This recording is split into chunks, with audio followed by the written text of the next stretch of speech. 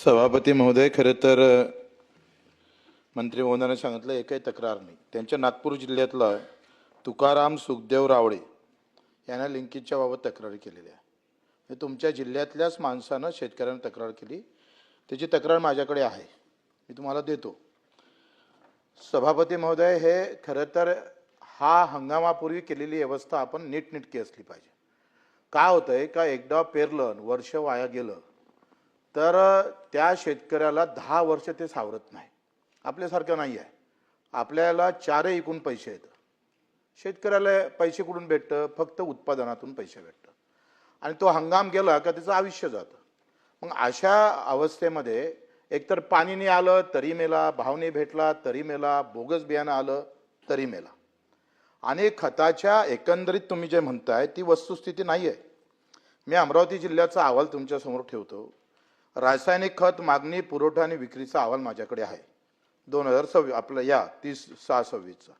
Urea असेल, MOP असेल, संयुक्त खत असेल, आम्हाला एकूण मागणी मंजूर किती आहे तर 1,54,000 टन. आणि आपल्याकडे उपलब्ध साठा किती आहे तर 1,30,000 आहे. 20,000 टनाची कमतरता आज आहे एकंदरीत सगळ्या खतामध्ये दिसतं. हे माझा नाही आहे, तुमच्याच विभागाने दिलेला अहवाल आहे. कसं आहे का वस्तुस्थिती हे काय होते, जेव्हा तुटवडा आला, कमी पडलं का ते बियाणं महाग विकण्याची प्रथा आहे. ते जास्त भावात विकतं आणि त्या कुठल्याही कृषी केंद्रावर नियंत्रण नाही. सगळ्याचे लागेधोरे लागलेले आहे. बोगस बियाणं सगळ्यात जास्त कंपन्या गुजरातच्या आहे. बोगस बियाण्याच्या खताच्या हे गुजरातचं सगळे लोक महाराष्ट्राला दिवसा ढवळ्या लुटतं, इथल्या शेतकऱ्याला लुटतं. आणि हे बोगस बियाणं एवढं येतं, त्याच्यावर तुम्ही खरं तर ह्या बोगस बियाणं किती आपल्याकडे येतं, किती आलं, किती कारवाई केला, हा आपण सगळा लेखाजोखा आम्ही पटलावर ठेवला पाहिजे. किंवा 3 वर्षाचा तरी का किती बोगस कंपन्या आल्या, कुठल्या होत्या, काय होत्या, ते ठेवा समोर. या त्याच्यावर काय कारवाई झाली.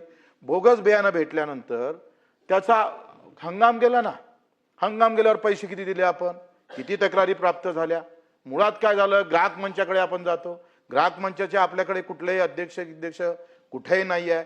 राज्याचा ग्राहक मंच अजूनही तिथं जागा रिक्त आहे, त्याला न्यायच भेटत नाही. मंत्री महोदय, हे आपल्याला माहीत आहे. त्याच्यानं वेगळी व्यवस्था करावं लागेल.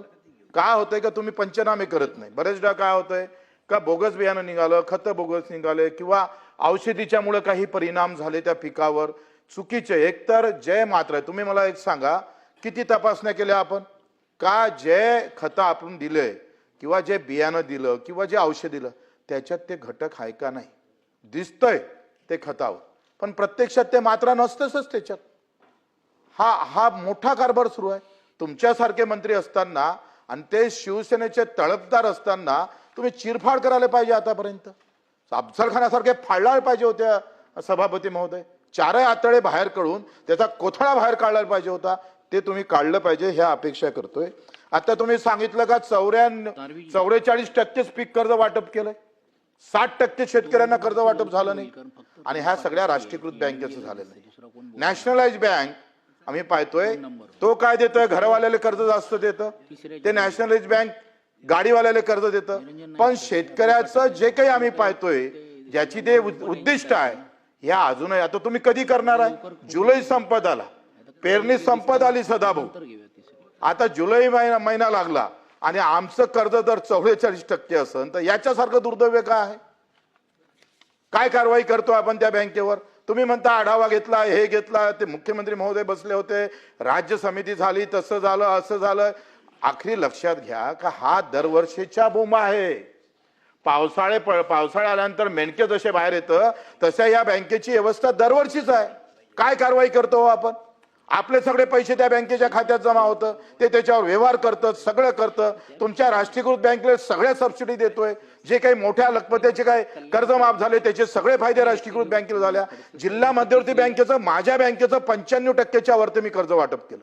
राष्ट्रीयकृत बँक आम्ही पाहतोय 30-40%च्या वरती जात नाही. काय कारवाई करणार तुम्ही याच्यावर.